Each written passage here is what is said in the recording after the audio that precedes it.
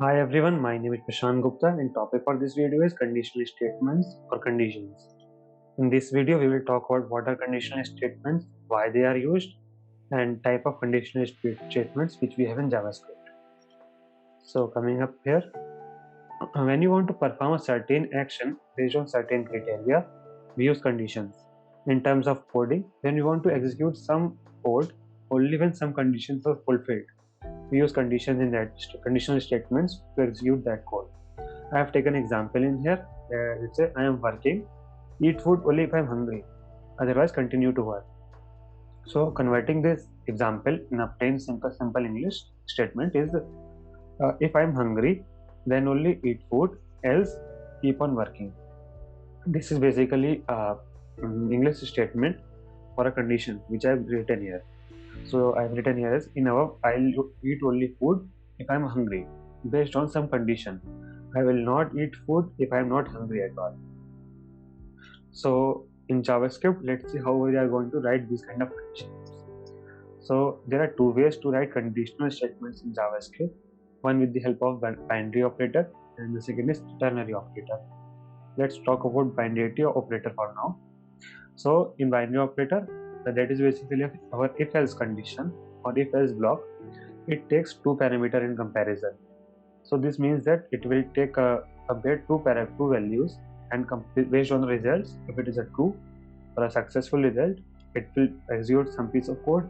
If that is unsuccessful or failed, it will execute some other piece of code.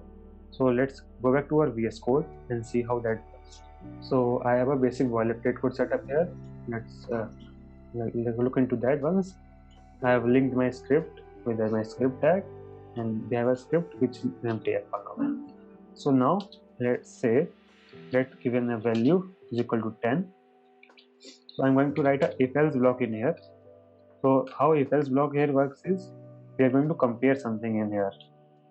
For the comparison purpose, JavaScript uses 3 equal to. Now let's have another variable called let's myval is also equal to 10. So if myval is equal to 10, then or let's say myval is equal to value, then I want to execute this code. So let's say I'm going to write a console.log in here, code inside if block. Let's open this with our live server. Let's open the inspect. No, let me increase the width. Okay, now let's see. So what happened here is basically my if condition has been executed. My value is 10 and also the value is also 10 in here. So since both of these values are equal, and in JavaScript use triple equal to compare. So since it is a true condition, so result came out to be true in here, then only this block or code inside this block has been executed. Now basically code between line number 3 to 5 has been executed. If this condition has not been met, will not be able to execute our code. So let's see that as well. So let me change the value of value to 9.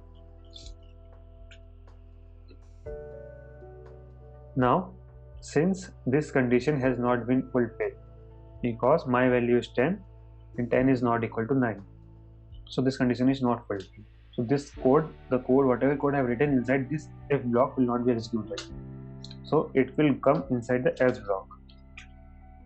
Let's write something in here as well.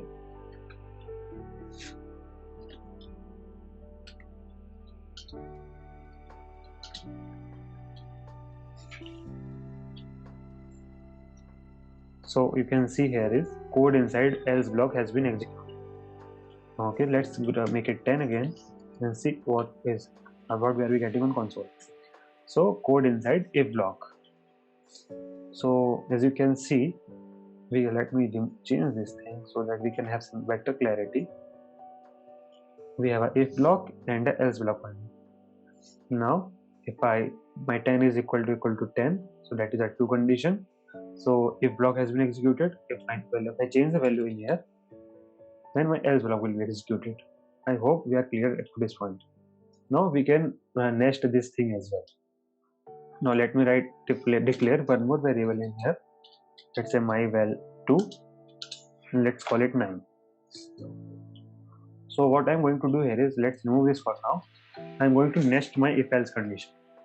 So let's say if my first condition has not been met, so it will come to my second condition. If my val is equal to val value, then execute this block.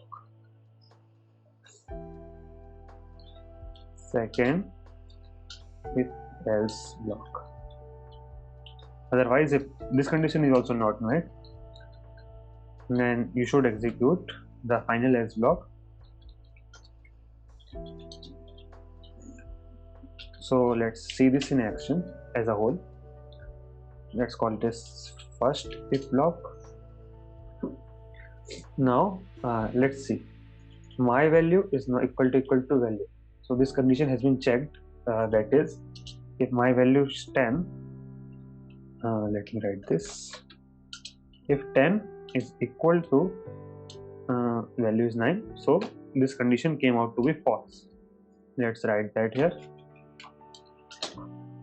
Now it came to the second block.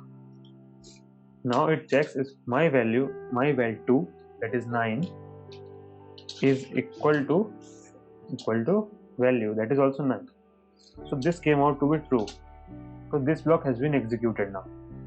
As you can see, only one of these blocks has been executed, not everything, because this is a nested. This is how if else works. Only one thing can be executed at once. If you talk about a nesting block, you can write as many if conditions. So basically, what the crunch here is, right? If you are writing an if else block, you should always write an else block. There is no say when your code might break, so it should have a fallback case. So if none of the else if or if condition has been met, it will directly come to the else block, and it will have some messages. Some programming languages do throw error, but JavaScript don't throw any error for this. But you should follow this as a good practice only.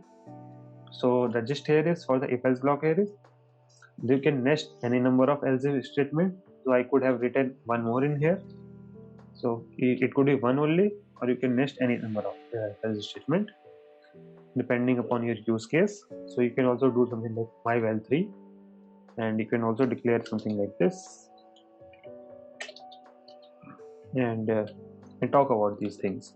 Basically, you can practice these things on your own. Basically, let's say 12. So then this third block will be executed. So you can do this on your own now. I think we are very much clear on this topic. Now moving forward with the ternary operator. This is our binary operator, that is our if else condition. Now coming to the ternary. So in ternary, we compare basically that is an inline conditional. So let me tell you how it works. So let's say we are going to write directly on a single line. If my val is equal to let's say value, then you use a question mark in here. So if this condition which I have written in this block, let me cover it in bracket. So whatever you have written in here, if it is true, then it will come inside this question mark. So I'm going to write in something like true ternary block. If it is not true, it will come after this colon. You can also write whatever code you want in here. False. This is basically for false if condition has not been met. Ternary block. Okay, let's break it down. So what we have here is, if my val2 is not equal to value, then we will print true ternary block. If it is not, we will print false ternary block. So as you can see, my val is not equal to value because both are different in our case. So it is coming to the false. So if I make both of them equal, it will come to the true ternary block. As you can see in here in my console, it is coming to the true ternary block. So that's all in the ternary operator. In the JavaScript, people use this ternary operator only in generally when there is single line of if condition. So if you compare this with if else block, you cannot nest these ternary operator because there is only one fallback case. If my first condition has been met, then it will come to this. Otherwise, it will go to the false condition. But in if else block, we can have as many as else if condition as we want. So it can go back to any of number of conditions. So I hope this thing is clear to you. Coming back to the PPT, in the coming up video, we are going to talk about objects in JavaScript. Thank you everyone. See you guys in the next video.